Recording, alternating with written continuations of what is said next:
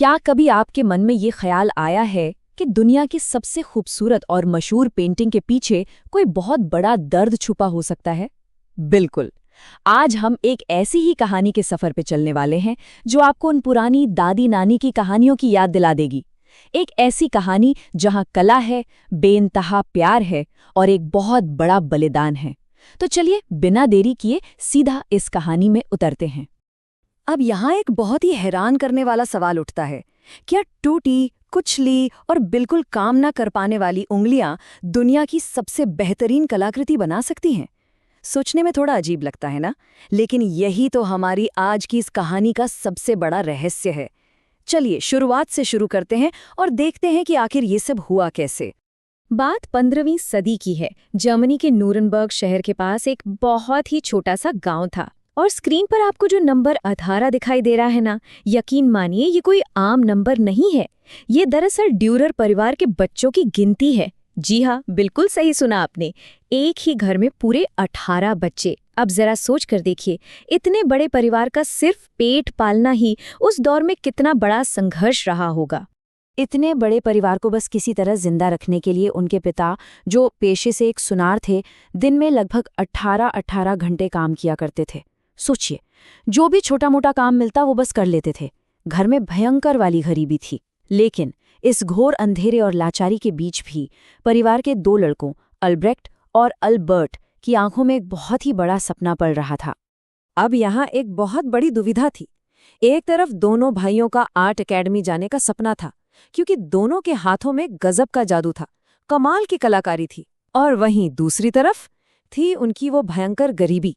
वो दोनों बहुत अच्छे से जानते थे कि उनके पिता उन्हें पढ़ाई के लिए न्यूरनबर्ग शहर तो कभी नहीं भेज पाएंगे। तो अब सवाल ये था कि इस परेशानी का हल कैसे निकले। रात के अंधेरे में अपनी छोटी सी जगह में सिकुड़ते हुए दोनों भाइयों ने एक गुप्त समझौता किया।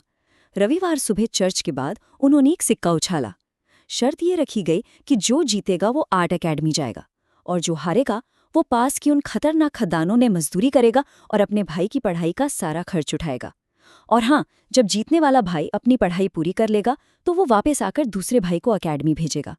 ये दांव सच में बहुत बहुत बड़ा था। सिक्का हवा में उछला और अल्ब्रेक्ट जीत गया। पलक झपकते ही सिर्फ एक सिक्के ने दोनों की किस्मत तय कर दी। अल्ब्रेक्ट अपना सपना पूरा करने न्यूरनबर्ग चला गया और दूसरा भाई अल्बर्ट, वो बिना कोई शिकायत किए चुपचाप जमीन के नीचे उन खौफनाक खदानों में काम करने उतर गया। ऐसे ही करते करते पूरे 4 साल गुजर गए। इन 4 सालों में एल्बर्ट ने खदानों के घुप अंधेरे में अपना खून पसीना एक कर दिया, सिर्फ इसलिए ताकि उसका भाई पढ़ सके। और उधर एल्ब्रेक्ट ने एकेडमी में धूम मचा दी। उसकी पेंटिंग्स, उसकी नक्काशी उसके उस्तादों से भी कहीं बेहतर थीं।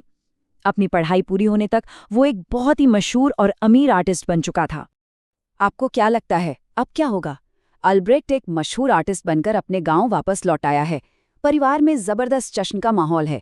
लेकिन दोस्तों, असली ट्विस्ट तो अभी बाकी है। वैसे अगर आपको ऐसी कहानियों का ये सफ़र अब तक दिलचस्प लग रहा है तो इसे लाइक करना बिल्कुल मत भूलिएगा। चलिए देखते हैं कि उस जश्न की रात में ऐसा क्या हुआ जिसने सब कुछ बदल कर रख दिया। घर के बाहर एक बहुत बड़ी दावत रखी गई। खूब संगीत बज रहा था, चारों तरफ हंसी मजाक हो रहा था। इसी बीच एल्ब्रेक्ट अपनी कुर्सी से उठा। उसने अपने भाई एल्बर्ट की तरफ अपना ग्लास उठाया और खुशी से भरकर कहा, मेरे प्यारे भाई, तुम्हारे इस महान बलिदान के लिए बहुत बहुत शुक्रिया। अब तुम्हारी बारी है। अब तुम न्यूरनबर्ग जाओगे, अपने सपने पूरे करोगे और तुम्हारा सारा खर्च अब तुम्हारा ये भाई उठाएगा। पूरा परिवार बड़ी ही खुशी और उम्मीद से एल्बर्ट की तरफ देखने लगा। लेकिन ये क्या? एल्बर्ट खुशी से उछलने के बजाय फूट फूट कर रोने लगा। उसके पीले पड़े चेहरे पर लगातार आंसू बह रहे थे। वो बस अपना सिर हिलाते हुए बार बार एक ही बात कह रहा था, नहीं नहीं नहीं नहीं। दावत की वो सारी खुशी पल भर में एक अजीब से सन्नाटे में बदल गई। अल्बर्ट ने अपने आंसू पोंछे। असल में खदानों के उन खतरनाक 4 सालों ने अल्बर्ट के शरीर को पूरी तरह से तोड़कर रख दिया था। पत्थर तोड़ते तोड़ते उसकी हर एक उंगली की हड्डी टूट चुकी थी। उसके दाहिने हाथ में इतना गंभीर गठिया यानी आर्थराइटिस हो गया था कि वो जश्न का एक हल्का सा ग्लास तक नहीं पकड़ सकता था। फिर बारीक ब्रश पकड़कर पेंटिंग बनाना तो बहुत दूर की बात थी। उसने रोते हुए कहा, भाई, मेरे लिए अब बहुत देर हो चुकी है। अपने भाई के इस अपार दर्द को देखकर अल्ब्रेक्ट का दिल बुरी तरह टूट गया। अपने भाई के उस महान बलिदान को हमेशा के लिए अमर करने के लिए अल्ब्रेक्ट ने एक दिन बड़ी ही बारीकी से अपने भाई के उन टूटे हुए, कुचले हुए हाथों का चित्र बनाया, जिसमें हथेलियां जुड़ी थीं और पतली उंगलियां आसमान की तरफ इशारा कर रही थीं। अल्ब्रेक्ट ने तो इसका नाम सिर्फ हाथ रखा था, लेकिन दुनिया ने इस महान कलाकृति के पीछे के दर्द को समझा और इसे एक नया नाम दिया, द प्रेइंग हैंड्स, यानी प्रार्थना करते हाथ।